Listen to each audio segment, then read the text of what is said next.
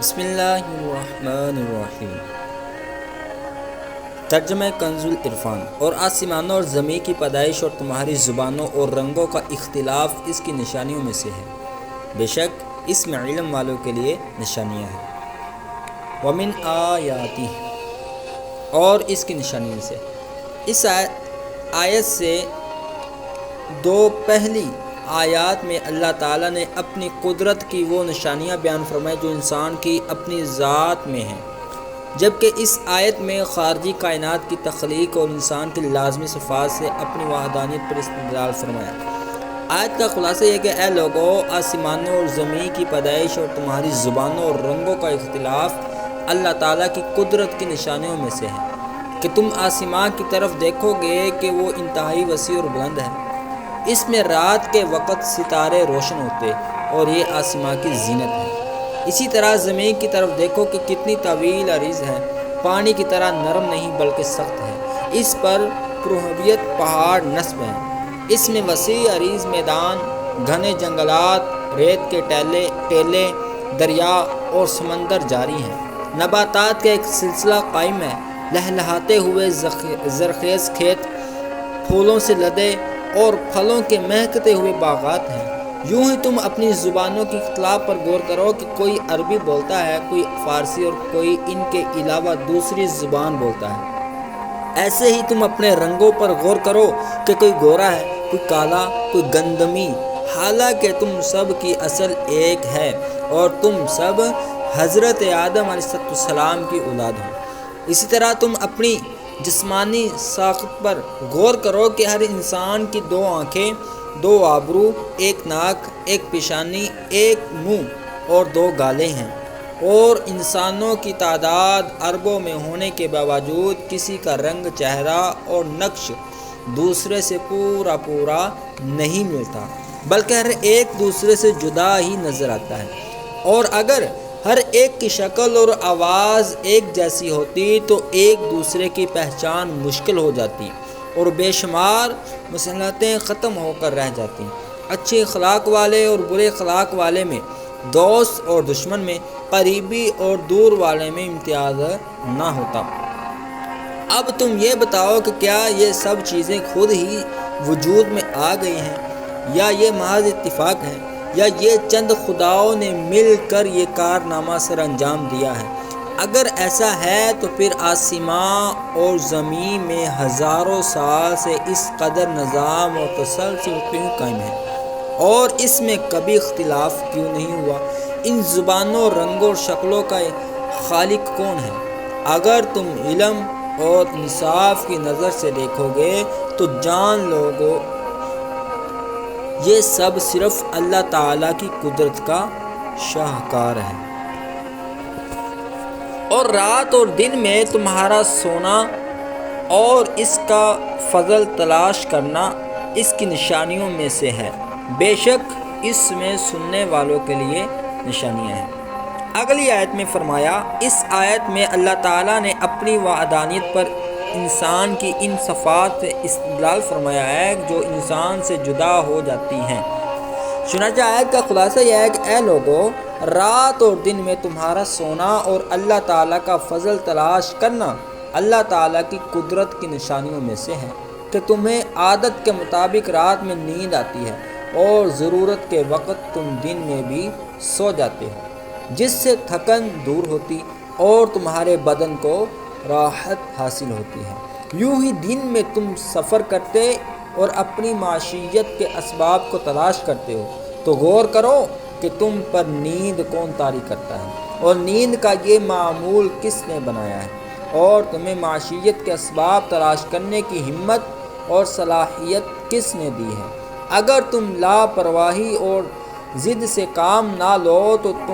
تمہیں یہی کہنا پڑے گا کہ ہزاروں برس سے انسانوں کا یہ معمول اور ان کا یہ فطری نظام صرف اسی اللہ تعالیٰ کا پیدا کیا ہوا ہے جو یکتا معبود ہے اور اس کی قدرت کاملہ ہے۔ اس آیت میں مرنے کے بعد اٹھائے جانے پر بھی دلیل موجود ہے، اور وہ یہ کہ سونے والا مردہ کی مانند ہے،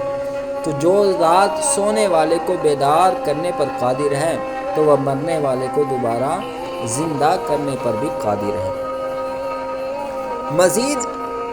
آگے فرمایا اور اس کی نشانیوں میں سے ہے کہ تمہیں ڈرانے اور بارش کی امید دلانے کے لیے بجلی دھکاتا اور آسمان سے پانی اتارتا ہے، تو اس کے ذریعے زمین کو اس کی موت کے بعد زندہ کرتا ہے۔ بے شک اس میں عقل والوں کے لیے نشانیاں ہیں۔ اس آیت میں اللہ تعالیٰ نے خارجی کائنات کے عارضی اصحاب سے اپنی قدرت اور مرنے کے بعد اٹھائے جانے پر استدلال فرمایا۔ چنانچہ آیت کا خلاصہ یہ ہے کہ اللہ تعالیٰ کا تمہیں ڈرانے اور امید دلانے کے لیے بجلی دھکانا اور آسمان سے پانی اتار کر بنجر زمین کو سرسبز و شاداب کر دینا اس کی قدرت کی نشانیوں میں سے ہے کہ جب بادلوں میں بجلی چمکتی ہے تو بسا اوقات تم خوف زدہ ہو جاتے ہو کہ کہیں وہ گر کر نقصان نہ پہنچا دے، اور کبھی تمہیں اس سے یہ امید ہوتی ہے کہ اب بارش برسے گی۔ نیز جب اللہ تعالیٰ بارش نازل فرماتا ہے تو اس کے پانی سے بنجر زمین سرسبز و شاداب ہو کر لہلہا لگتی ہے، کھیتیاں پھولنے پھلنے لگتی ہیں اور باغات میں درخت پھول سے بھرکنے لگتے ہیں۔ یہ چیزیں دیکھ کر حقیقی طور پر غور و فکر کرنے والے اس نظام کو چلانے والے کی معرفت حاصل کرتے ہیں کہ برس سے زمینوں کی سیرابی اور ان کی سرسبز و شادابی کا یہی نظام ہے،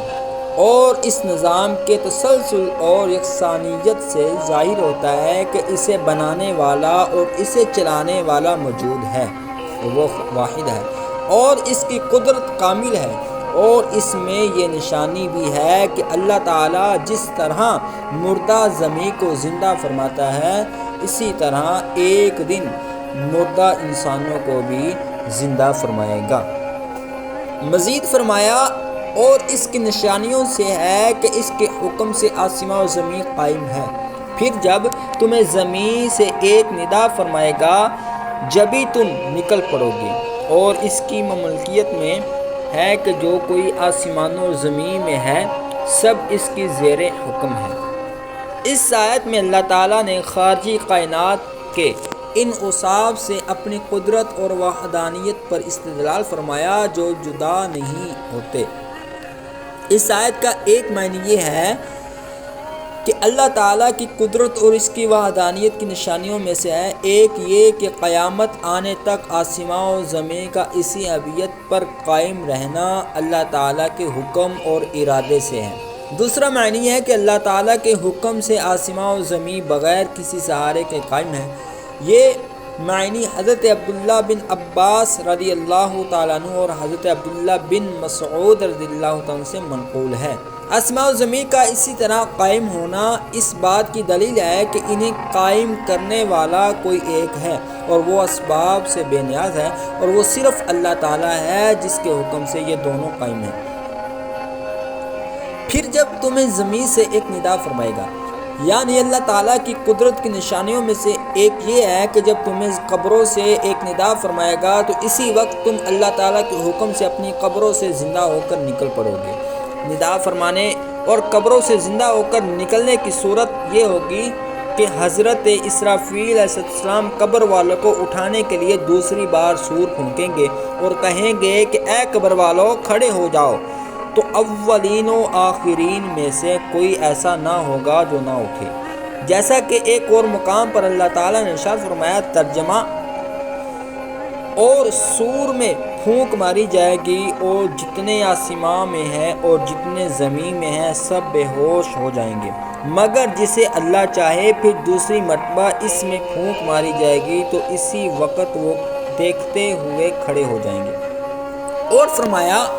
ترجمہ، اور سور میں پھونک ماری جائے گی تو اسی وقت وہ قبروں سے اپنے رب کی طرف دوڑتے چلے جائیں گے۔ ایک اور مقام پر فرمایا ترجمہ، وہ تو صرف ایک چیخ ہوگی جو اسی وقت اور سب کے سب ہمارے حضور حاضر ہو جائیں گے۔ اور فرمایا تو وہ پھونک تو ایک جڑ کناہی ہے، تو فوراً وہ کھلے میدان میں آ پڑے ہوں گے۔ آسمان و زمین میں موجود ہر چیز کا حقیقی مالک صرف اللہ تعالیٰ ہے، اس کی ملکیت میں ہے، اور اس کی ملکیت میں کوئی دوسرا کوئی اس طرح کا شریک نہیں، اور ان میں موجود ہر چیز اللہ تعالیٰ کے زیر حکم ہے، اور وہی ہے جو اول بناتا پھر اسے دوبارہ بنائے گا، اور تمہاری عقلوں کے اعتبار سے دوسری مرتبہ